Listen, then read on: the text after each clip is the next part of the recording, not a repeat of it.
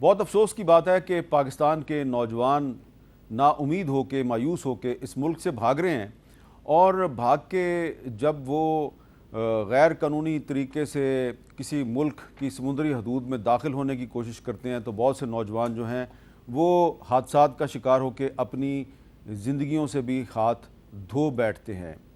یہ ایک سوال بہت سے لوگ آج کل پوچھ رہے ہیں کہ پاکستان کے نوجوان جائز اور ناجائز طریقوں سے اس ملک سے کیوں بھاگ رہے ہیں؟ کیا سیاسی عدم استحکام نے ان کی مایوسی میں اضافہ کر دیا ہے؟ اور آج وزیر اعظم شہباز شریف صاحب نے یہ کہا ہے کہ بہت جلد پاکستان کے حالات بہتر ہو جائیں گے، تو پاکستان کے حالات کیسے بہتر ہوں گے؟ کیا سیاسی استحکام کے بغیر ملک میں معاشی استحکام آ سکتا ہے؟ اور کیا انتخابات کے بغیر سیاسی استحکام پیدا ہو جائے گا؟ کیا اس سال پاکستان میں الیکشن ہو جائے گا؟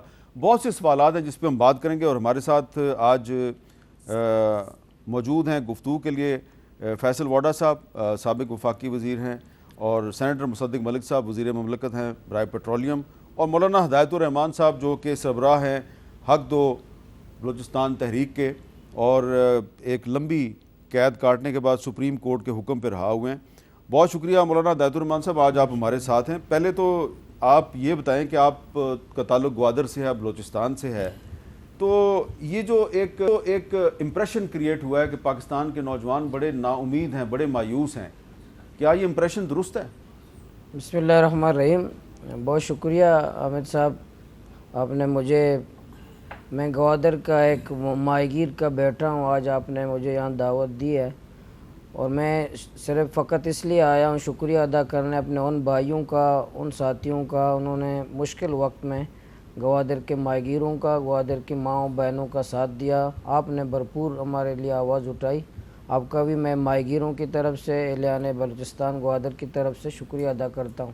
یہ بالکل درست ہے کہ نوجوان بڑی تعداد میں مایوس ہیں موجودہ نظام سے، کہ ایک اشرافیہ کا نظام ہے، یہاں چند ٹولے کے لیے قانون سازی کی جاتی ہے، ان کے مراعات میں اضافہ کیا جاتا ہے، نوجوان مایوسی کی طرف جا رہے ہیں۔ خصوصاً بلوچستان کا اگر نوجوان کی بات کریں، وہ تو بہت زیادہ مایوس ہیں، اس لیے مایوسی میں وہ اسی رد عمل میں کہیں ادھر ادھر چلے جاتے ہیں، تو وجہ وہی نظام کی ناکامی ہے، سیاسی جماعتوں کی ناکامی ہے۔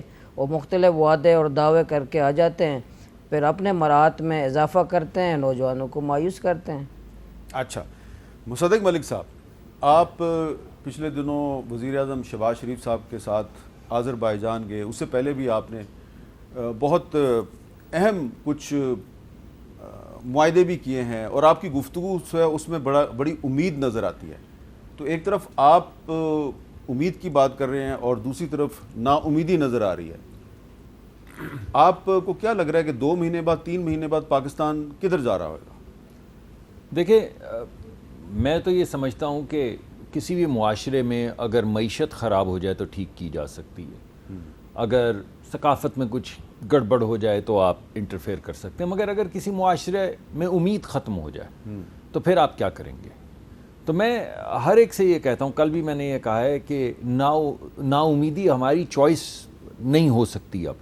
یعنی اگر میں مان لوں یہ بات، میں روز ٹی وی پہ آتا ہوں اور اکثر سامنا کرنا پڑتا ہے اسی سوال کا، نا امیدی، ڈسپیئر، ڈسپونڈنس، اور میں کہتا ہوں کہ کیا کس وجہ، آپ کو کس چیز کی نا امیدی ہے؟ یعنی پاکستان کیوں دنیا کے تمام ممالک، 180-200 ممالک جو ہیں، ان سے کیوں اتنا مختلف ہے کہ ہر جگہ پہ ایک ہی بازگشت ہے اور وہ نا امیدی کی ہے؟ اب ہمارے ہاں آج ہم نے ایک پروگرام اناؤنس کیا ہے جس میں دکھایا گیا ہے بڑی واضح شکل میں، پروجیکٹس کی شکل میں یہ بتایا گیا ہے کہ آنے والے وقت کا مطلب یہ نہیں کہ 5 سال میں، اگلے کچھ سالوں میں کیسے 100 ارب ڈالر کی پاکستان میں انویسٹمنٹ ہوگی۔ ہم $1 بلین کے لیے یہ 6 مہینے سے گفتگو کر رہے ہیں، آئی ایم ایف۔ آج واضح شکل میں پرائم منسٹر نے ایک پروگرام اناؤنس کیا ہے جس میں انہوں نے بتایا ہے کہ منرلز کے اندر یہ انویسٹمنٹ ہوگی، یہ ٹارگٹ ممالک ہیں، ان ٹارگٹ ممالک سے بات ہو چکی ہے، اس کو امپلیمنٹ کرنے کا یہ طریقہ کار ہے، یہ ٹیم ہے، اس کے 3 ٹیئر ہیں۔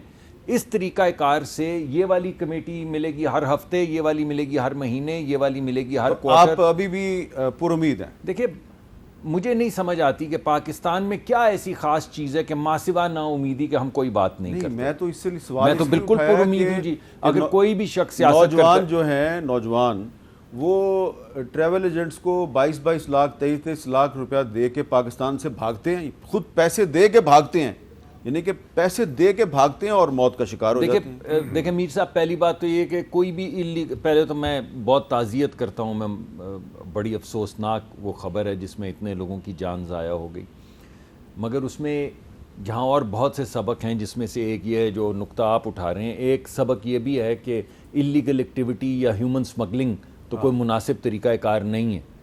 ہیومن سمگلنگ کو جسٹیفائی اس طرح تو نہیں کیا جا سکتا کہ بالکل ٹھیک, کسی بھی ایک نقطے کی بنیاد پہ آپ اللیگل چیزیں ہیں اگر آپ کرتے ہیں, اپنی جان, اپنا مال, اپنے ماں باپ کی آنکھوں کے آنسو کا کچھ خیال کریں کہ ایسی اللیگل ایکٹیویٹیز جس میں آپ کا نقصان ہو سکتا ہے جان و مال کا, وہ نہ کریں.